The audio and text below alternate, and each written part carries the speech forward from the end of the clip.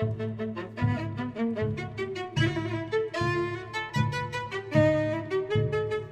friends, welcome back to the Journal Feed. My name is Nick Zelt, and this is the only place to get spoon-fed the latest and greatest of emergency medicine.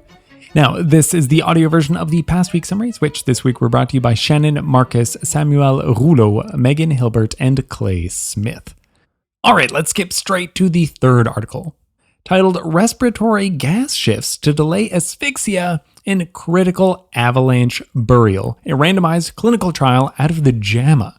Now, we don't talk that much about avalanches. It's personally not part of my day-to-day, but they are definitely very dangerous for anyone that gets caught up in them. Only about 50% of people who have their head and chest buried during an avalanche are going to survive, which I'd say is actually pretty shockingly good. Now, what kills these people, unfortunately, is asphyxia. And 2/3 of these people are going to die of asphyxia within 35 minutes. And your survival actually starts to decrease after just 10 minutes of being buried. If all of this sounds like a long time for you to be buried and still breathing, you have to keep in mind that there's actually a surprising amount of air in snow.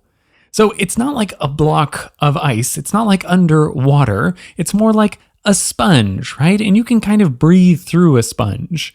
So the people that made this product, which I'll talk about in a second, they say that even the most densely packed snow is still about 50% air. So if it's 50% air, that's air that you want to have. And so if you could breathe that air somehow, then you could probably survive for a lot longer. So they have this device, and it's called the Safeback SBX device. And it's a little motor that's supposed to go kind of into your backpack. And then there's two straps that come up over the straps of your backpack. And so they sit on your shoulders. And now what this device does is that if you activate it, and if you're in an avalanche, you have to actually reach up and pull a cord to activate it. I think some, fall detection or something like that might be more beneficial in this case, but whatever, you've got to activate it. And then what it does is it kind of sucks air out of around the backpack, which is all this air that I was talking about that's in the snow, and then blows it up through these tubes and blows it towards your face.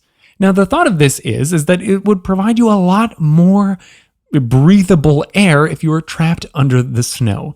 And so if we can keep those carbon dioxide levels down, then, you're not going to be as loopy. You might actually get out of this. And if you can keep your oxygen up, all the better. Now, this was a randomized control trial. So they actually randomized people to have the real device or a sham device that would make all the same sounds. It just wouldn't do its job. And they buried them under the snow.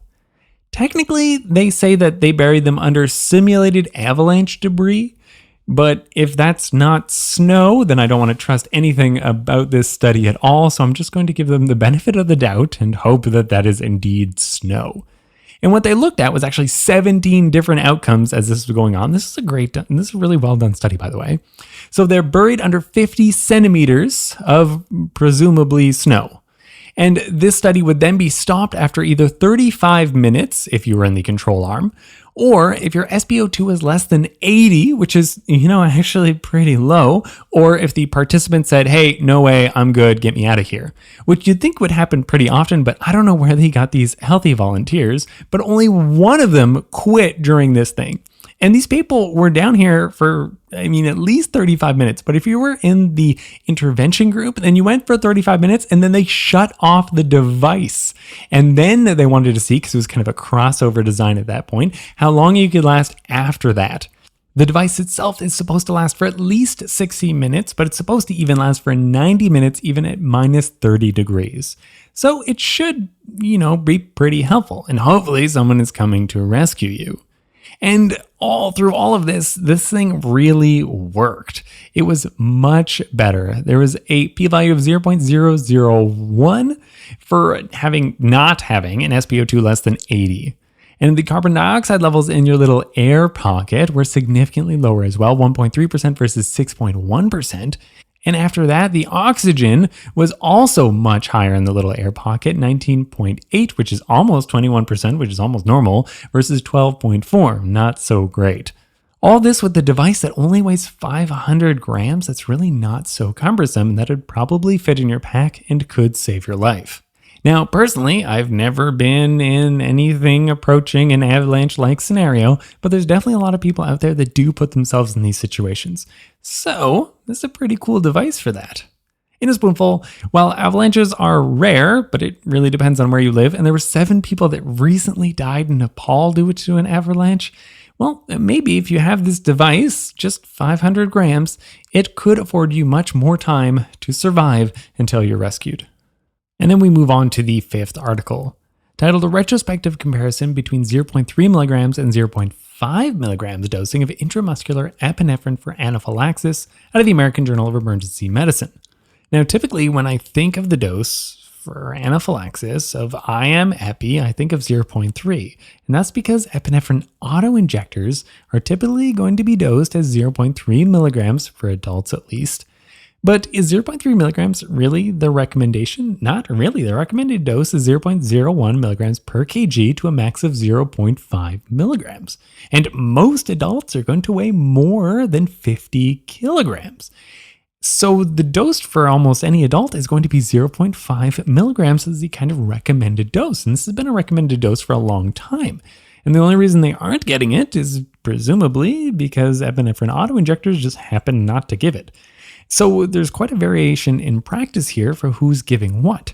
And these authors wanted to provide a little bit more data about if there's any differences for getting 0.3 or 0.5 milligrams for these patients with, anaphylaxis, which is an important condition and can be deadly.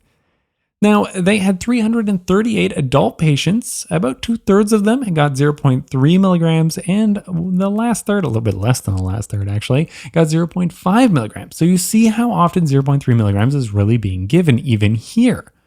And what they wanted to see was how often these patients had an escalation of care, be it a repeat epi dose, put it on an epi drip, or they had to be intubated.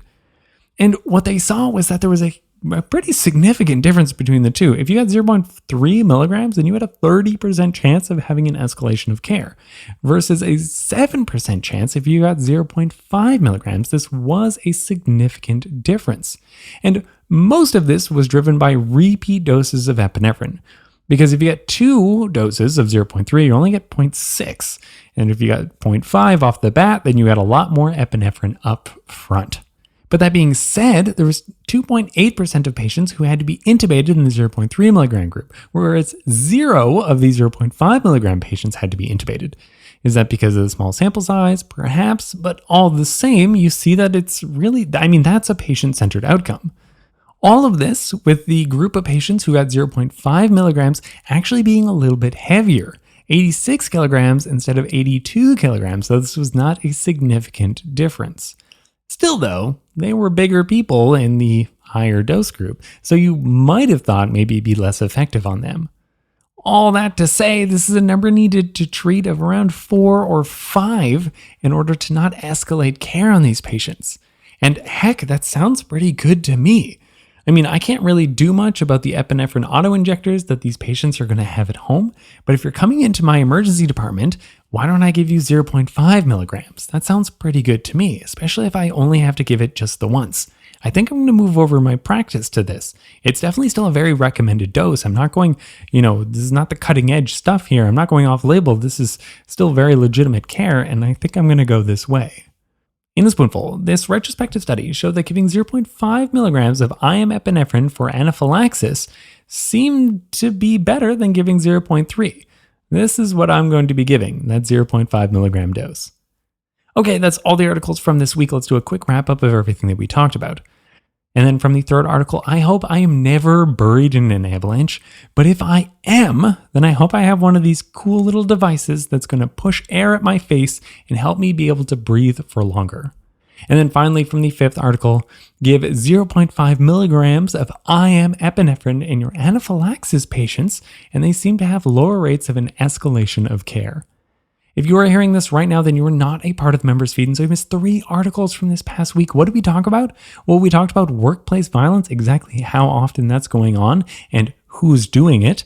And then you missed an article which was talking about a novel, at least to me, and simple way of calculating what's going on in your acid-base problems. And then lastly, we did a review of all things pulmonary embolism in pregnancy. Links to all the original articles can be found at journalfeed.org, or just follow the links in your show notes. Our goal here is for you to keep up the easy way through spoon feeding. Thank you.